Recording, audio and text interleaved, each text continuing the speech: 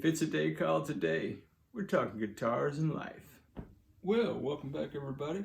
If you're playing the home game, what you have ascertained is that I've decided to take this neck off the guitar after all. So I'm going to be doing that. Let's see. Well, the fit, I mean, it has some play in it. It's a Squier Strat, guys, by Fender. Let's see here. It's not a horrible fit in terms of tightness. Wow, look at that neck pocket.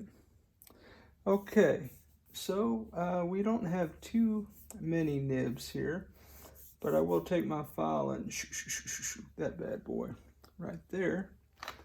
And this neck pocket, man, look at that juicy goodness right there, man. Yeah, that needs to be, look at that router gouge. Man, oh man. I don't know, guys. Squier guitar. Yeah. Hopefully, well, what I'm going to do is take my file, try to flatten that out some, and then we'll assess as we go, okay? Here's kind of the Mickey Mouse solution or idea I was telling you about. It's kind of got, this is not really protruded as much as they usually are, but you can tell it's not flat. It's a little bit more curvature here than the neck. Okay, so body-wise, we have some dents and some dings, and we're not going to be addressing any of those other than I will clean the guitar up. And yeah, but the character that this guitar has is the character that the winner of this guitar is going to inherit, okay? All right, so the reason that I took the neck off of the body, let me get this out of the way. Stand by. Okay, guys, so the reason that I took the neck off the body is twofold. There's some things that I could have done to the neck without it being detached from the body, but there's a couple things that I want to do that just best if it's off the body, in my opinion. So I have decided, RJ, man, just graciously, generously donated the guitar. He donated the T's ST1, all the electronics, the output jack, the tuners, the metal trees, everything that you've seen so far. But the more I thought about it, I even talked to my bride about it, and I just said, baby, man, this is coming through my shop. So I'd like to do to this guitar what I would do to my guitar. And so there's a couple things I'm going to be doing that really, some might say it's overkill, some may not. The tuners are, you know, they're closed back, basic tuners. I'm going to put locking tuners on here. Guys, do you have to put locking tuners on a guitar? No. Am I saying that the T's ST1 tuners are no good? No, I'm not saying that. I'm just saying that it's coming through my shop, and anybody who's ever watched me work on any guitar that was for me or that I cared about has seen me replace tuners with my Siafu locking tuners. So I'm going to donate to the giveaway a set of locking tuners, okay? I'm also going to be replacing the metal string trees. Not that there's, you know, man, if you guys want to rock those string trees, man, do that all day long. I ain't mad at nobody for doing that, okay? But for me, I'm going to put rolling string guides in here, Fender style, okay? So I'm going to be swapping the trees out for rolling string trees. I'm going to be replacing the tuners with locking tuners, and then I'm going to do a little something to the frets, okay? Now RJ's done a great job of cleaning and conditioning the fingerboard. He did a good job polishing the top of the frets. That looks pretty good, okay? For me, I'd like to get the edges of these just a little bit more smooth, okay? So I'm setting this up the way I would set my guitar up. I asked RJ if that was okay, and he said it was fine with him. So I'm going to be also doing some fret work to it. Okay, does it have to be done? No, it doesn't have to be done. But I'm thinking if I won this guitar even at a giveaway level, I would want the fret ends just to be a little bit finer tuned for my player preferences. So I just figured, guys, if it's going to have my name associated with it, it needs to represent the work that I would do. Okay? Again, thank you, RJ. Super generous, man. You did a good job getting this ready. I'm just going to do Ted's thing to it and make it my own, my contribution to the giveaway. All right, guys. Well, man, grab you some popcorn or Diet Coke. Stick around. Let's get into it, Jack.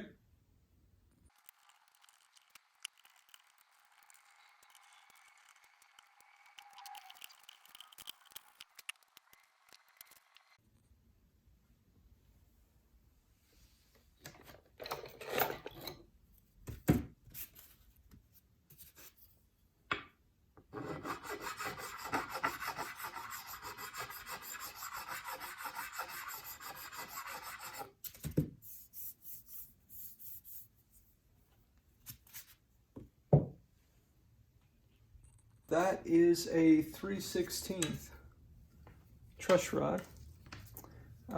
So if you're going to win this guitar, just know that is a 3/16 truss rod tool. That's what you'll need. I used my Fender one, T-style and all that. This guitar is copacetically level neck. I'm going to check the frets just because I'm Ted, doing the Ted thing, okay? All right, let's check some frets.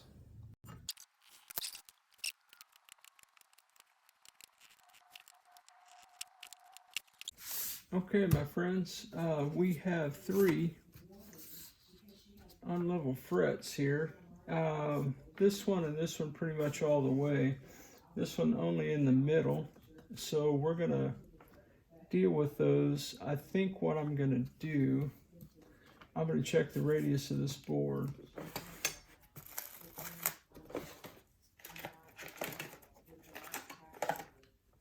Let's see what we're working with here.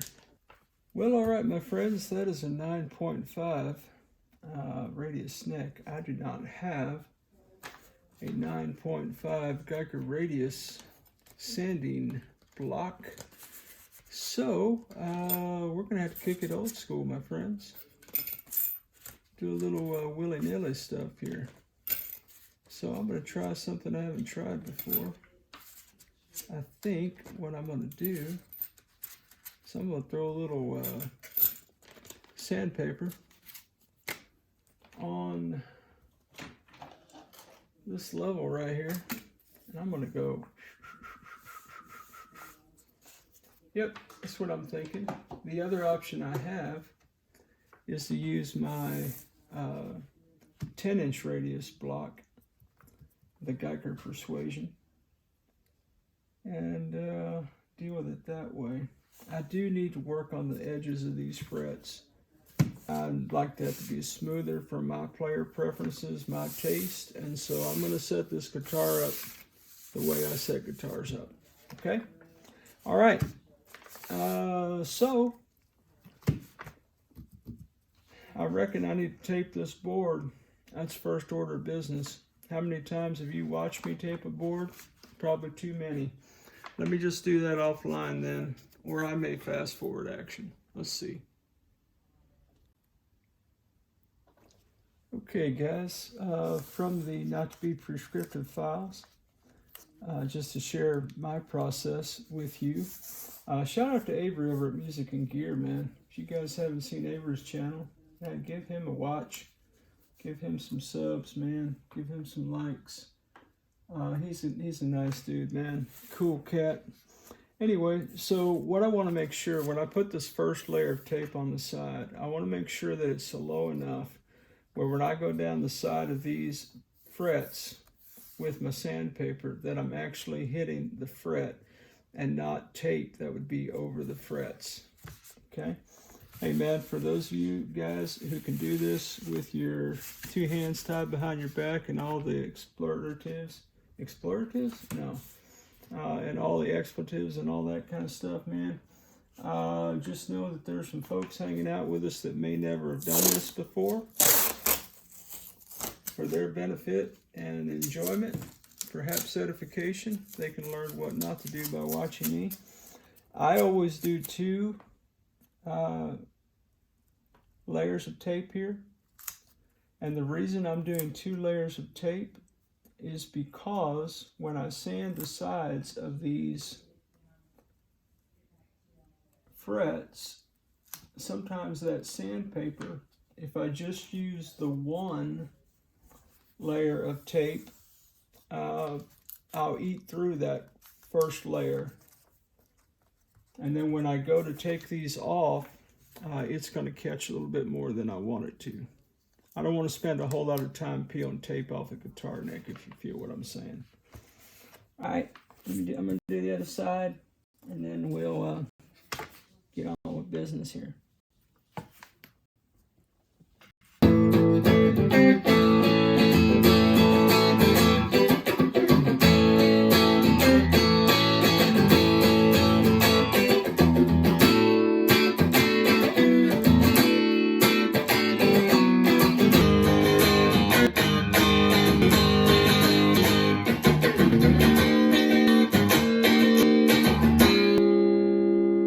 Okay guys, we got the board taped up. Now, again, I know that RJ did some work on the frets, and I also know that the guitar is shipped and wood does what wood does and all those things, okay? So, for me though, I want to, it'll be interesting to see what happens when Rob and the folks at Fret Not get the guitar, to see if any of this holds up or not. Maybe this would be a grand experiment for the ages, who knows.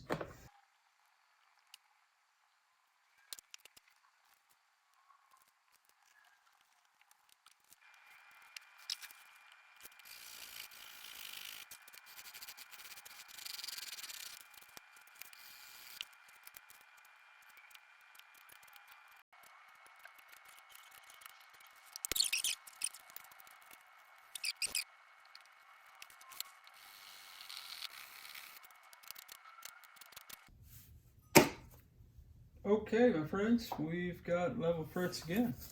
So, now what we're going to do, these edges, it stands to reason that I should be able maybe to do this.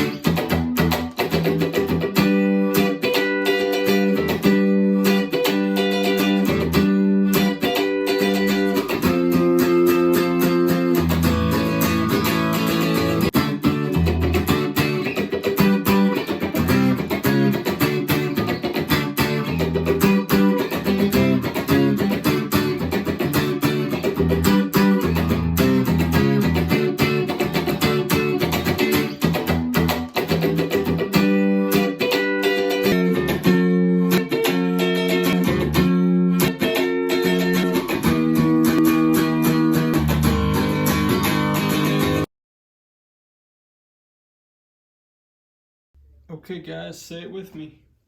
Clean your area. Headphones. Okay guys, well, by my count we had 3 suspect frets, so I did my thing to it, Jack. What did we do? Well, we put a little 400 grit sandpaper on this level and did a little bit of something like that to get these frets copacetically level, and then we sanded with, you know, everything from 400 all the way up to 2500. Finish it off with some 4/0 steel wool. Are the frets perfect? They're not perfect, guys, but that's more of a representation of the way I do things. And so I wanted to send the guitar out to fret not, set up the way I would set a guitar up. So, man, I'm so grateful and thankful for RJ for letting me participate in this great giveaway venture, man, this collaboration. It is my first, as I mentioned, on the channel, so maybe it won't be my last. Who knows, man? Who knows what the future holds, my friends? Who really knows what the future holds?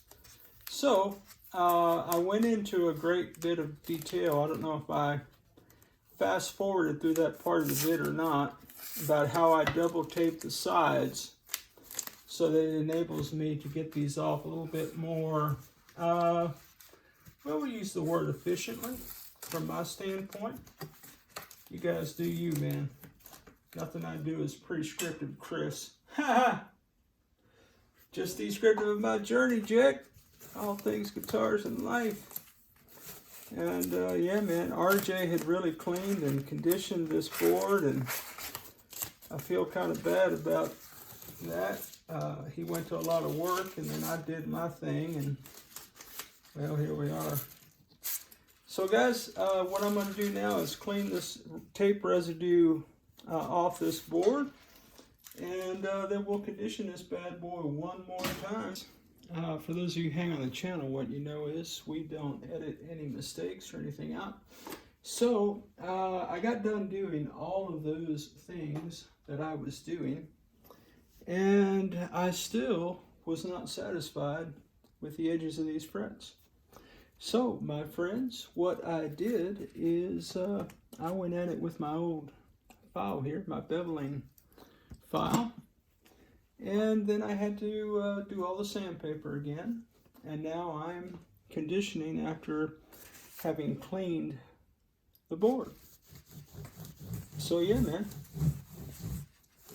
So now, maybe, and I'm saying maybe, guys, this old Squier neck is somewhat fit to jam. Yeah, I think it feels better. Feels better to me anyway.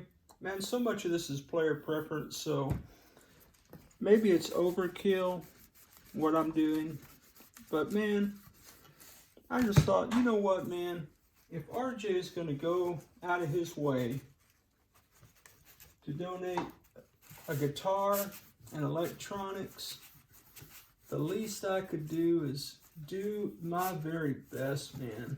And I was thinking while I was doing all this work, man, I'll say it, I was praying while I was doing all this work, guys, for whoever's going to get this guitar, man, that it would serve them well, my friends. And it would serve them well. Now, does that mean because it's set up the neck anyway so far the way I want it, that's the way whoever's going to win the guitar wants it? I don't know that. But I tell you what, if this were my guitar, that is exactly the way I'd want that neck to look and feel.